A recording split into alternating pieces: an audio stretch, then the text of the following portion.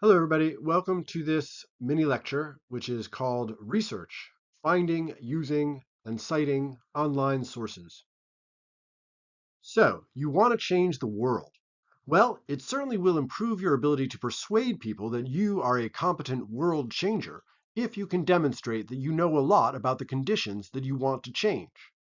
The good news is that all the information you need to cultivate this knowledge are at the tip of your fingers, sitting out there on the internet, waiting to be harvested and put to whatever purpose you want to put it to. The same internet-based research skills that help you find a local plumber or search up the relationship history of a viral celebrity can also help you familiarize yourself with the basic information you need to know about any given topic. In my case, I think there should be a meal between breakfast and lunch. When I go online and search up meal between breakfast and lunch, what I get is mostly about brunch. But I'm not talking about brunch, which is a kind of special meal that people eat as a kind of combination of breakfast and lunch. I'm talking about a whole other meal. Still, it's important for me to know that I'll need to clarify this point in my persuasive essay, since a lot of people will assume that I'm talking about brunch. Digging a little deeper, I come across something called second breakfast, which is actually eaten in Bavaria, Poland, Slovakia, Hungary, and Austria. I have discovered that what I want to advocate for then is something that already exists in some part of the world. And this is a huge breakthrough for me, since I can reasonably argue that if it's working for the Slovakians, then why can't it work here? Also, this gives me a search term that I can then plug into a search engine or ask a chatbot about. When I ask a chatbot for reasons to eat a second breakfast, it comes back at me with 8 bullet points, each one suggesting a helpful point of departure for my own persuasive essay about how people should eat second breakfast. After 10 minutes of searching around on Wikipedia, search engines, and chatbots, I have managed to learn quite a bit about my topic, making me feel much more qualified to write intelligently about it. At the same time, since this information comes from these different kinds of online reference sources, search engines, Wikipedia, and chatbots, it is all common knowledge. This means that I can use this information without having to say where I got it from. In addition to gathering facts about second breakfast, there may be other pieces of information that can help me to persuade an audience that people should incorporate this meal into their daily routines. One thing I thought it would be helpful to learn about is breakfast itself, and particularly the idea that breakfast is the most important meal of the day. Is that true? Well, not according to an online article I found, which says that people actually rank breakfast as the least important meal of the day, and that the phrase, breakfast is the most important meal of the day, was invented as a slogan to sell cereal. None of that really matters, because I learned some interesting facts about the origin of the phrase. As you can see on this slide, the writer of this article provides a lot of detail about the background of the notion that breakfast is the most important meal of the day, but I don't think I need this much detail for my essay. I will probably wind up paraphrasing some of this history. This means that I will take what I need from this paragraph and put it into my own words. In this case, since this is a very specific piece of information that is not common knowledge, I will have to make sure to use a citation to let the reader know where I'm getting this information from. The chatbot answer also made me think that a good argument might be that a second breakfast can help people eat better and have more energy. So I searched around for information about low energy and undereating. This search led me to more specific kinds of websites, specifically to online articles written by medical professionals and providing more detailed information than I got from the other sources. I found this article about strategies for avoiding the afternoon slump.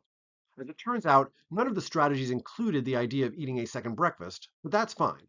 All I want from this article is one thing, a medical professional saying that not having enough energy during the day can be a problem for some people.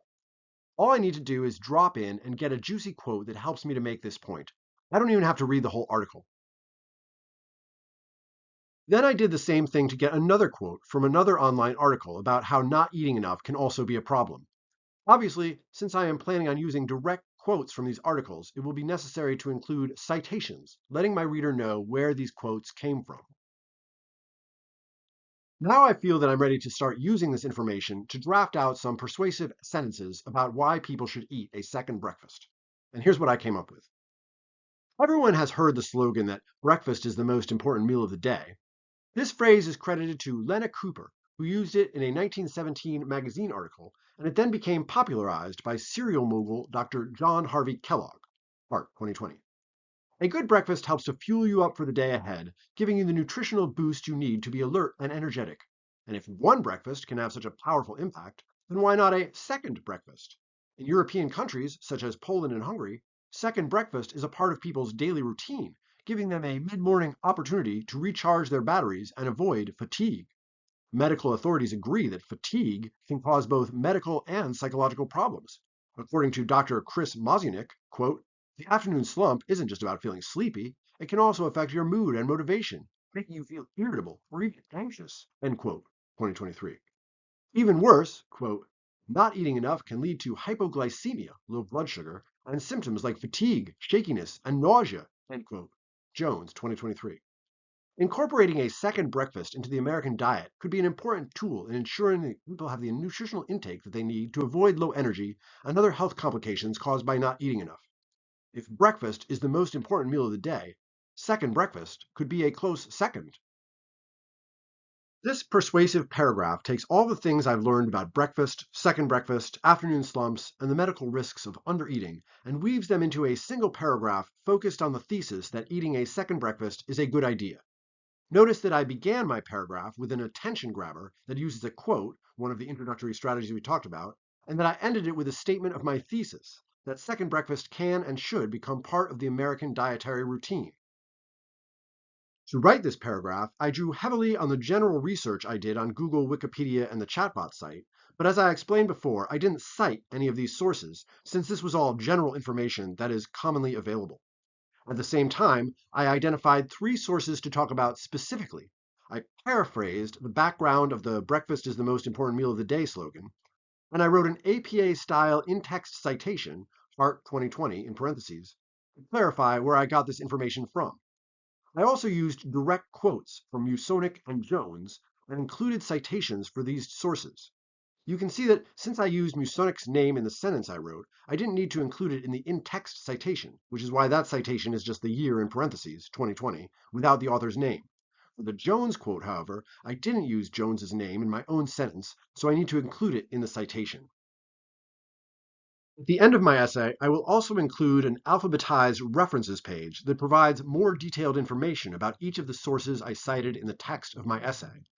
For these 3 sources, my references page will look like this. There are a lot of nitpicky rules associated with APA reference page entries, and you can learn more about them from the sources available in the course materials. But as long as you provide the author's last name, the year of publication, the title of the online article, and a link to the source, you are providing enough information for your reader to find the original information for themselves and to give credit to the hardworking writers who gave you this help with your own writing project. Hopefully, this demonstration gives you enough information about how to find information about your topic, how to incorporate this information into your own writing, and how to acknowledge where the information came from. Here are the key takeaways. Conduct general research to learn basic facts and information about your topic. Use more focused searches to find specific articles to learn more. Feel free to paraphrase information from sources into your own words. Feel free to take quotes out of their original context and use them in whatever way is convenient for you, as long as you are not deliberately misrepresenting the work you are referencing. You don't have to write citations for general information, but you do need them for paraphrased information or for direct quotes. In APA format, in-text citations include the author's last name and the year of publication in parentheses. If you mentioned the author's name in the text of your essay, you don't need to include it in the in-text citation. Every in-text citation should be accompanied by an entry on your paper's references page. In APA style, the references page entry should include the author's last name and first initial, the year of publication in parentheses, the title of the article, the name of the website, and a link to the web page. And finally, these references page entries should be listed alphabetically. This sample paragraph about second breakfast also illustrates another important fact about research writing, that the information you find in your research will tend to shape the way you discuss your topic. Notice how I shaped the entire paragraph around the pieces of information I found. In this way, your research process can also help inform your writing process, giving you nuggets of information that you can string together to help write your own paper. Now, if you'll excuse me, I haven't had my second breakfast yet.